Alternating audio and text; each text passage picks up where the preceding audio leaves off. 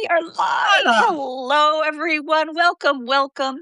I don't see Kyla yet. How come I'm Yes, behind? Kyla's here. There you Marion's are, here. Linda, Tether. Hello, everyone. Hi, Welcome, Linda. welcome.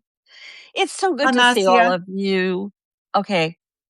The reports are coming in from Australia. Here in California, we have no idea who's there, but we'll get there. Hello, everyone. It's lovely to see all of you. Nope, I'm still getting nothing. Anyway, it'll come really? through. No, yeah, Oh, really. Okay.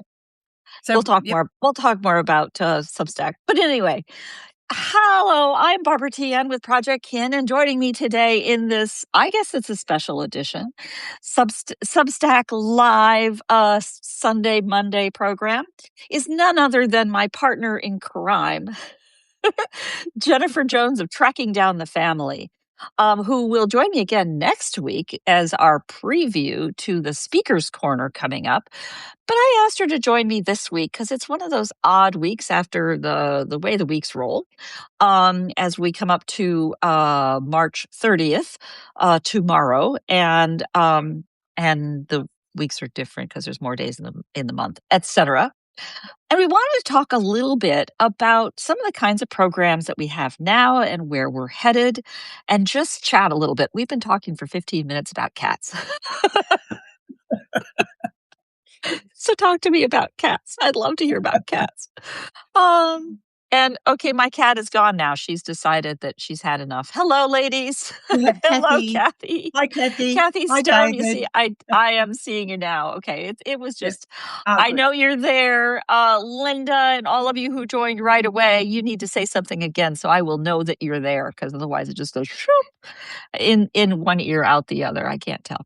So actually, while I'm on the subject of Substack behaviors, you are on the Substack desktop version for the first time to do these Substack lives. I discovered that my old school Mac Mini really has trouble with video and audio, which is why I do all of these programs now from an iPad. You can't tell the difference, but it's true. And you're now running yours from a desktop because of, again, introductions that they've made. And from the desktop, very cool. You can also have a separate microphone and headphones, which might be important if you want to bring out the fancy microphone or something like that, which I have, but can't do with this setup. So all of you who are thinking about having a live program, do it. Do it. Do it. Do it. If I've done nothing else, I hope I've given you permission to say, I could do that better. So do it. Yeah.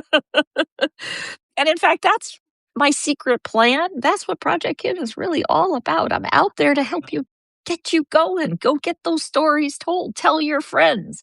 Bring your friends in. Keep them private. I don't care. Just get it done. Yeah. Subtle, huh? Subtle. But Substack has actually introduced a number of very subtle things lately. One of which, of course, was adding the desktop version. Hello, Marcy. But also, I just noticed yesterday that they have added the ability to schedule notes. Did you see that? Yes. Yes. I didn't see it on the desktop version, but I see it on the mobile version. And you can do it on the desktop. Oh, on the desktop as well. There you go. I've been doing it for about a week now. Yeah. And it's really great. She has a time turner. I tell you, she has a time turner. I told you, I'm in the future. 4:04 a.m. tomorrow. She knows things. That's why you're my secret weapon. It's really great. I love it. Yeah, it is. It is very nice. And I do feel a little bad in the tech world. We call this sliming, because when a big platform has a hole in features that they don't do, and a little entrepreneur comes along and says, I could do that, and they do, and then they make a nice little business of it, that's great. But then the big vendor, the big platform says, thank you very much. Now I know what to do. And they go and add the feature anyway. It slimes the small vendor. So nice little bottle you got there. These continuing the DIY swag from Substack right along.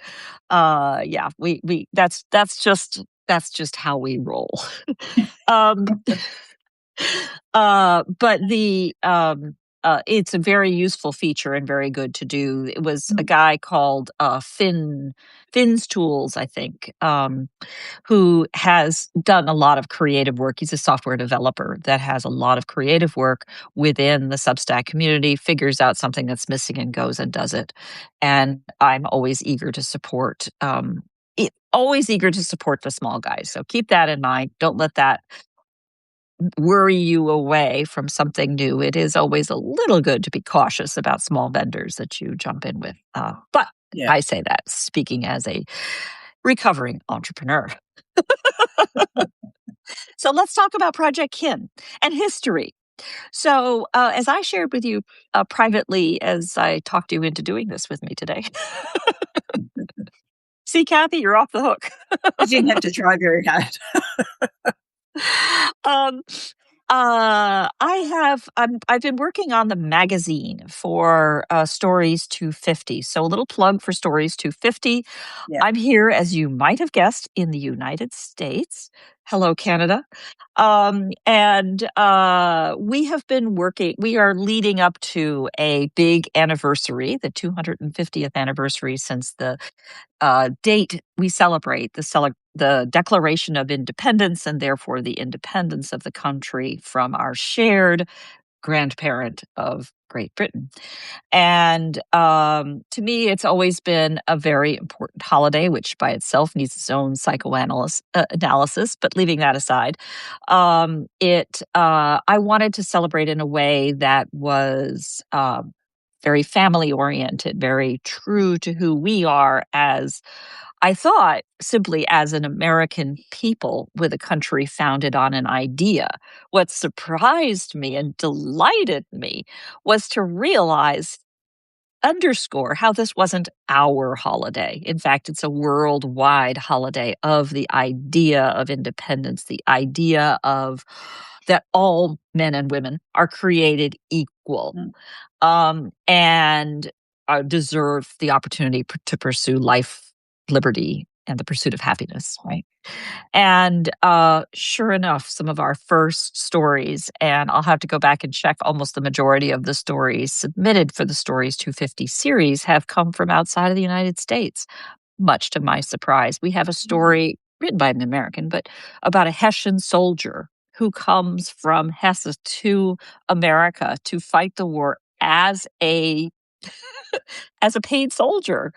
And then he decides to stay after the war. She's a descendant. I mean, how cool is that? We have stories from Jane Chapman, who was the first one to tell me I just needed to do this. Well, she inspired the idea with her story of Richard Lang, who was a loyalist until he became a patriot, until he became a Spaniard, until he became a patriot again. What a story. And then, of course, Anne Young, your neighbor in Australia, who steps up with not one, not two, but somewhere north of 7 different stories of American patriots. That is to say, those who fought on the side of the Americans, the Continental Army, who were like right there, like Zelig, right there at the Boston Massacre, right there in each of these incredible periods in American history. And it's just mind boggling to read about them from the perspective of family history. So that was Stories 250. My own insertion to that story was the one that sticks to my mind was the one that had me with the family story of that good guy, a Quaker who was acknowledged for their work in the Revolutionary War. But it turns out he had cousins, 2 of them in particular, who were national heroes for their work on the other side of the war. Who knew? Amazing. Amazing. So looking beyond for that project, and there's still time, I'm taking stories until the 30th of June. For that project will end with a commemorative magazine. So we have a thing to hold. And in chatting I've been drafting up the pages to it. And now we are going to be north of 300 pages because there's a lot. So I've decided that, yes, it will be a magazine, but it will be black and white on the interior because nobody can afford 300 pages of color. And it may be quite a few more than that. And I don't want to sacrifice the number of posts. Let's just get it done. Let's do it together. but I like the idea. So it occurred to me after Stories 250, the next series, the obvious series, right? My advisor here, was migration stories. Migration stories, because the American history is all about migration stories. Migration stories are what we have in common between the United States, Canada, Australia, New Zealand, Hong Kong, Yeah, India. We have migration stories in all directions, and then within our national borders for economic reasons, for political reasons, for religious reasons, and servitude, slavery, and other reasons. yeah, And I just think there is so much here, and there's so much we can learn from each other in participating collectively in this kind of an effort. I don't know that we have all of the things that make this work, but we're finding out where there is traction. And I think one piece of it is timelines. One piece of it is maps, but maybe a different form of maps, more like story maps that we do yep, together. yep, yep, I'm thinking of the Night Lab story map series. yes, yes, Um, and there's something important about the magazine component. It can't be any crazy 300 pages, but I've learned a lot in doing this already, yeah, and yeah, I haven't even published anything yet. But I'm thinking that, a magazine related to the single topic, like what as we call in the United States, the Great Migration is the yeah, African American migration from the Jim Crow South. yeah. Or, it's also called the Great Migration. I don't quite get that. What am I missing? From Britain, the Puritans from Britain to New England, Oh, right. that were the early founders in Yeah, New England. What are the others? There are forced migrations, the Trail of Tears, yes, that we talked about a little bit with respect to the yeah. Pawnee and Kelly's And then you have the conversation. opportunistic migrations, you Right. know, people seeing, um, people come out, they have family who come out here or they believe all the ads in the paper, that are running and see the possibility of a better Oh life in a yeah. new country. Oh So yeah. that's Kathy opportunity. Stone, you've taught me about Yeah. that with Yes. coal miners Yes. and colliers. Yeah. Yeah. And now what introduced you to me in the first place was, I think, 2023 or something. I had started a series. Well, maybe I released it in 2024. That sounds about right. For member stories. And Yes. the No, it's really idea cool. was, Yeah. yeah, because writing a post was hard. How to go from I have an account to I can write a post was a big deal back in the day.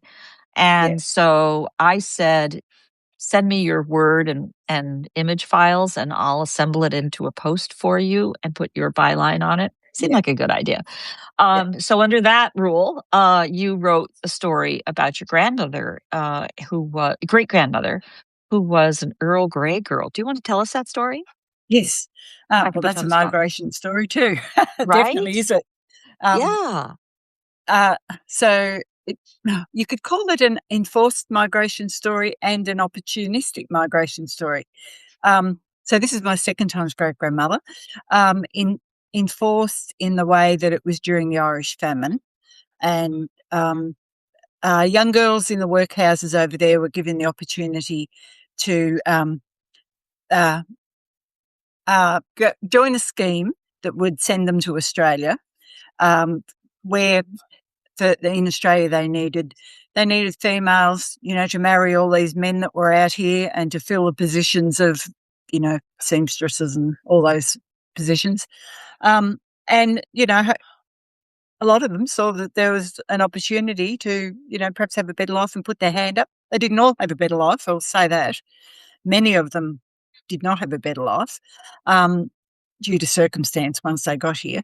But my grandmother, her great grandmother, I'd say that she would say it was the best thing she could have done. But yes, so that was in the late 1840s. So that's a migration story of its own. It's amazing to think these shiploads of And when I say young women, I'm talking 15-year-old, young girls, Yeah. Right. coming out. They didn't know where they were coming. They had no one to meet them at the other end. They knew nobody, you know. In the A to Z challenge last year, that was my theme. So the main thing was to tell the stories of these girls, which I did for many of them. And I found that most of them, or at least the ones that I'd looked at, were married within a year or two, as was my great grandmother. It was right just on a year. She was 16 Mhm. and she married. Um, she had a long, happy life with her husband. So, Well, that was not yeah. untypical, right? I mean, girls marrying at 16, 17, Oh, 18. no, Yeah. not at all. I mean, Not at all. even as recently as my mother's generation, it was not Yeah, unusual to marry absolutely. at 19. Yes, that's right. Yeah. So, yeah, and there's probably other migration schemes like that if I stopped and thought, Right, right. Then Well, we've then, got of the course, convicts. right. I mean, so much of Australian history, at least from our Yeah, outside view, yeah, is defined by that convict yeah, history, yeah, yeah, which it yeah. sounds as though in Australia has taken a change in perspective. I mean, it was, I think, as you shared, a hidden past in the, Oh, most back in the definitely. 50s or 60s, and now there's a certain amount of pride to it. Is that right? Oh, there is. We call it convict royalty. So, we haven't got British royalty, but we've got convict royalty. We're very proud of our convicts. And as a Uh, researcher, you'd love to have a convict in your family because there are records for them. Lots and lots, more, usually more than you would find. right. Records that have descriptions and, tattoos and, you know, Yeah. markings and yeah, Right.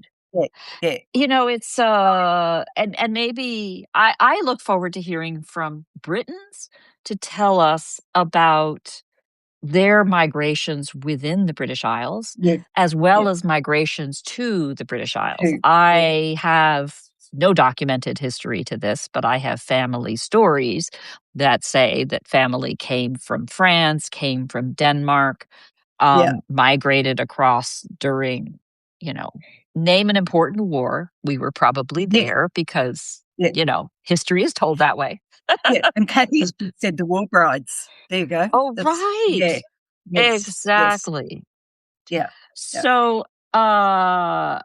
for all of you participating out there in the packet land, I really am right now because more on that in a second. Hmm. Formulating what the w- ways to organize this, ways to make this work effectively. And when I say effectively, I certainly don't mean in terms of writing my own stories. As you can see, I'm pretty weak at that, but rather in terms of grouping it so that people want to participate, want to do this. And stories, in my view, as I am continually trying to repeat, do not have to be written. This is a thing, yeah, and timelines are a thing, videos are a thing, slides are a thing, forms in which they can be told. I don't think I need to demonstrate the different kinds of forms today because we have so many different ways in yeah, which things are demonstrated for us.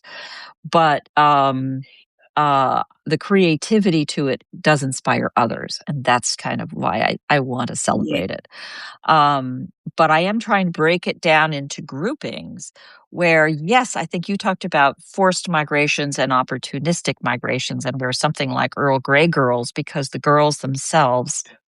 So you have to wonder what kind of agency they had at 14, 15, Oh, 16 when none. they're No. starving to death. Yeah, that's right. But they had some agency in Mm, deciding they yeah, would do this thing. Um, uh, you know, grouping that with, economic migrations, or yeah, yeah, Kathy has just chimed in sorry, about the Kathy. thousands of German POWs held in Canada in World War II and then returned to live. Oh, right. Interestingly, you also Mm, have migrations or hardship migrations.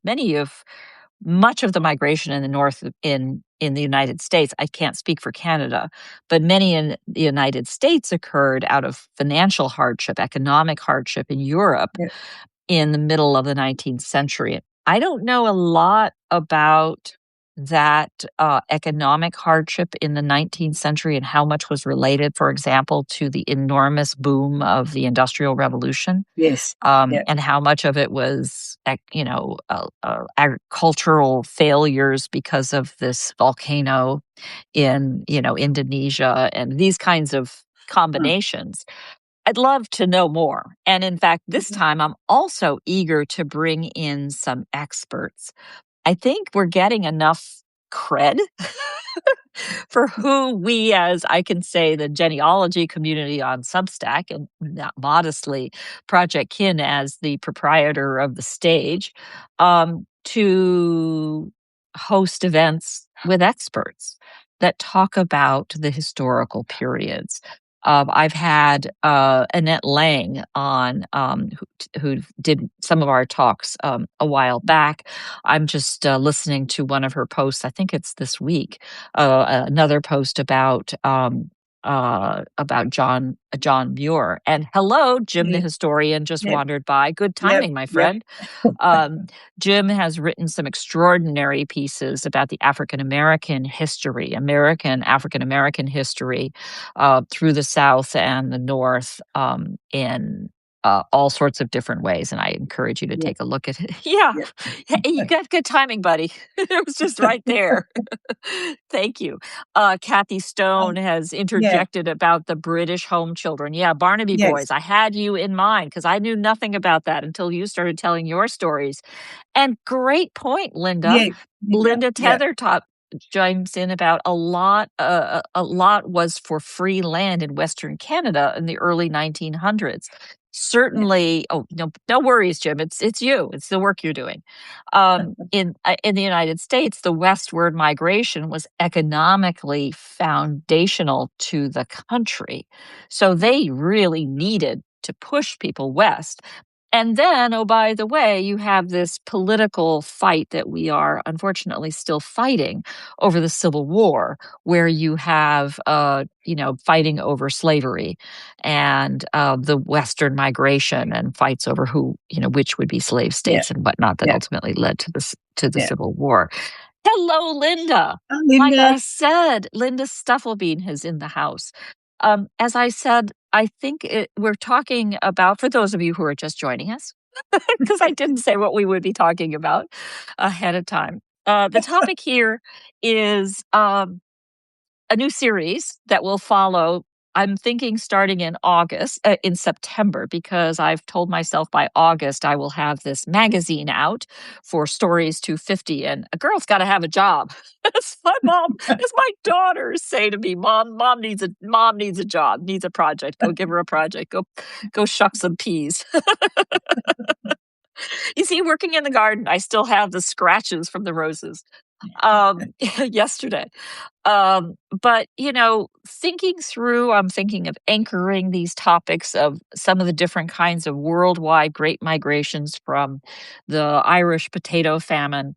And whether we look at it in terms of the famine and then the migrations that occurred around the world as a result, Yeah. or specific things like Earl Grey girls and the convict history in Australia, it seems to me that scratches. It seems to me that we need to interweave. I can't say, October is Earl Grey Girl month, No. because No. we're just not that big. No. No. But we can still create sections, essentially. Mm. And I have been practicing between Stories 250 and the Roots Tech Ride Along, my technical solutions for creating. For those of you following along at home on technical issues, this is a third-party CRM, a content management system, a CMS, because I'm trying to bring in posts from other places and display them on one page together. Yeah. Innocently, when I started Stories 250, if you read closely on those first posts, I really thought people would send me their posts and I would publish them under Projectkin. That was Yeah. stupid. What was I thinking? But that's okay. We change quickly. And so the idea is ways to reflect multiple posts. And while both Stories 250 and the Roots Tech Ride Along worked, they worked best in spirit, in my view, in Mm. the sense Yeah. that they had people liked having their work shared. Yeah. Yeah. They liked being visible. They liked being recognized in the context of the other work at the time. And that's what I'm here for, right? Technically, the Stories 250 well, especially the ride along was painfully slow. I ran into a limit of what my Canva website builder can do. I mean, technical things like that. So I'm chasing those at the same time. But I think it's so much more fun to do this in ways that create this larger picture. Substack has nice ways to create a compendium post, as you will know from GenStack, for example, that Robin so beautifully does every month Yeah. or every week. But I want posts from everywhere. I see you, Linda. Yeah. Every empty branches on the tree. Um, I think it's really important that Yeah. while Substack is my home, not everybody needs to live here. And I think it's really important to be reflecting not just the interests of some third party platform. I want to reflect our interests and what Yeah. we want to do. Yeah. Um, I am kind of smitten with with the magazine idea, not because I believe in printing the word necessarily, although it is nice. I think it'll be distributing full color versions, for example, will be important too. It dawned on me, and I haven't even asked this of all of you who have submitted articles for Stories 250, um, thoughts on publishing it to the Internet Archive. Uh, I, I have to work through copyright issues, and I've asked all members: do you have any copyright issues in what you've produced? That sort of thing. Uh, and with one limited exception, it shouldn't be a big problem. Linda's chimed in with the genealogy community writing online isn't that big. Multi-platform sharing has given us all new Genea friends. Yeah, Yeah. that's the idea. I mean, there were last I looked, over 500,000 people who were registered at Roots Tech and opted into to relatives at Roots Tech, which is great. That Mhm. tells me, I don't know. I reached out to a lot of those people, and a lot of those people said, "Yeah, I don't know. I don't really know my relatives." I'm like, "What are you doing here?" Yeah. But that's okay. But I do think, yeah, I mean, genealogy it's a narrow space. I think family history is a little bit bigger if you take Yeah. mere mortals who are just the family archivist, the one they send the pictures to. But the whole idea, in my view, is to get more people to realize it's okay. Just get started. You're Yeah. not going to be an expert. You don't even know what genealogical proof standards are, Yeah. and that's okay. Doesn't matter. Res- Respect those that do, Yeah. Yeah. Exactly. and don't lie. Appreciate the truth. Appreciate what you don't know. But Yeah. thank you, Linda. That was a Yeah. shower idea. I need Yeah. a little emoji that says shower idea.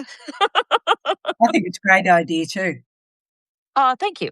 you know? So keep those things coming. Yeah. I am always hey, we have the internet. We have every media you've ever thought of. Yeah. And we have all of time and all of history and everybody there. We can come up with a few good ideas to Yeah. combine them. Yeah. It's not Yeah. hard. Yeah. Ask your grandchildren. I don't have Yeah. grandchildren. Ask your grandchildren. Send them over to me. If they come up with a crazy idea like children's books, which I also really like. My sister-in-law came up with this. She hasn't, to my knowledge, she does photo books for the grandchildren, which of themselves, and they Yeah. love looking at that, which is great. I Yeah. would love to see a children's family history storybook, and I know there are some you can go to tools that'll do this Yeah. for you. Yeah. I want the ones you do yourself, 'cause Yeah. I think, well, that's my own Yeah. bias. If you have an automated one, that's great. Good for you. Get started. Get started. Yeah. Yeah. Right. Anyway, wow. We went on. I think there's just so much with migration stories that you can do. Yeah. And it's a thing that would interest most people that are here, that are writing family stories or researching their families. I don't know, looking from my bias, almost everyone's story starts with an immigration story. I love that So, thinking. there's so much to those immigration stories. Why did they leave? What was it like to leave? The great long voyage out. What was that voyage like? Did they make it safely? There's just so much to look at in an immigration story. I love them. And actually, when I first start research, and I've done this for years, researching a new line after getting together a few documents and being excited about that, I always look for immigration records. 'Cause, they can tell so much. Yeah. Kathy Stone just chimed in as you're going through Yep. that, which I'm going to Yes. come back to, has just come Yep. back with often maligned. Can I do that again? Yes. Often maligned scrapbookers who, let me think, are they women? Maybe. Older, discounted women have been keeping family Yeah. history for Yeah. years because Yeah. since I have my great grandmother's scrapbook, and with with these places where she has handwritten what comes into a newspaper article and then Yeah. pasted in the newspaper article. I think that handwritten scrapbook is what, and she started it before she was even married because she's written her name in the front of the album. It's like this Yeah. teenager's handwriting. I Yeah. think she inspired her daughter-in-law, my grandmother, to write her family history book, which in turn has inspired me. So absolutely, Kathy. And in Yeah. fact, I think an entire Kathy, there's an entire world of family history scrapbooking, blogging. Doing the stories that are captured in scrapbooks that in turn also, by the way, preserve these scrapbooks, many of which are of fading and not prepared with archival materials. Yeah. Kathy, Yeah. just saying, Kathy's Corner may be laced with a lot of scrapbooks. And we're calling them And junk I'm still doing journalists it to you. now. This is where That's I'm right. telling my story, so Exactly. I haven't been able to write a memoir. I just haven't been able to do it. But in the form of a junk journal, which really is a trendy name for a scrapbook, for scrapbooking. Yeah, it's another way of Exactly. telling the story. Yeah, yeah, Another way. yeah. And what's interesting, I think, is where were we talking about this? Somewhere this morning. Was talking with the kids about visual. Oh, I know. It was a Lori Olson White post about somebody else is commenting on what the 90s were like. And I responded, I think younger generations have a completely different levels of visual acuity, levels of visual literacy. They Yeah, read visually. Not that they don't also read words, but they can understand a story visually in ways that older adults yeah, never had the yeah, experience to do at formative ages. yeah, And I think that is more perfect in many ways for telling yeah, a story yeah, in a scrapbook. yeah, And I think the tactile experience of putting things together. I keep my scissors handy. yeah. I never run with them, but I do keep them handy because don't want to run away to go get them. And my tape. This is, scissors and tape, cut and paste. And the Yep, glue. there we go. I don't have the clue.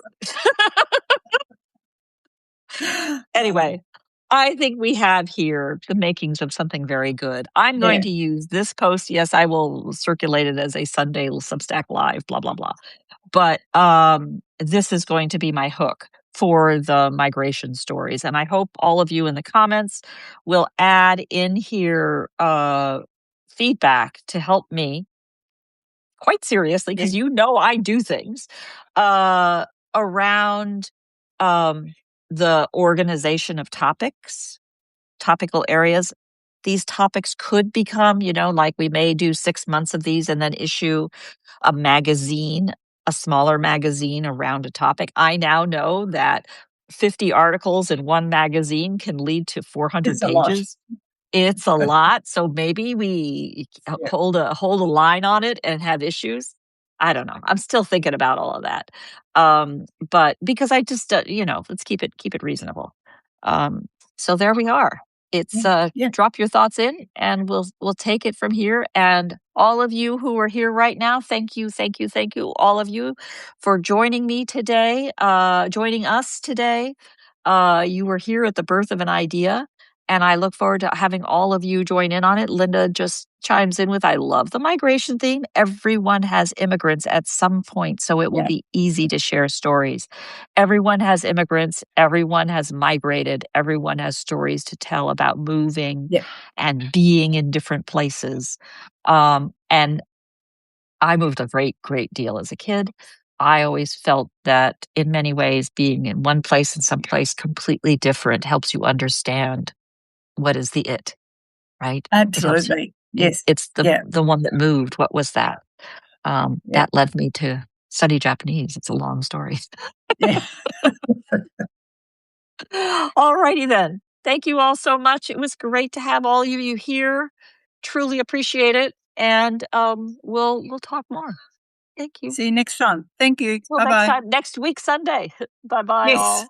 Bye. Indigenous people have migration stories to tell as well as in place and receiving of immigrants. So, yes, Absolutely. absolutely. Great Yes. point, Kathy. Yeah. Thank you so Good. much. Yeah. Yeah. Thank Talk you. more. Bye bye. Bye.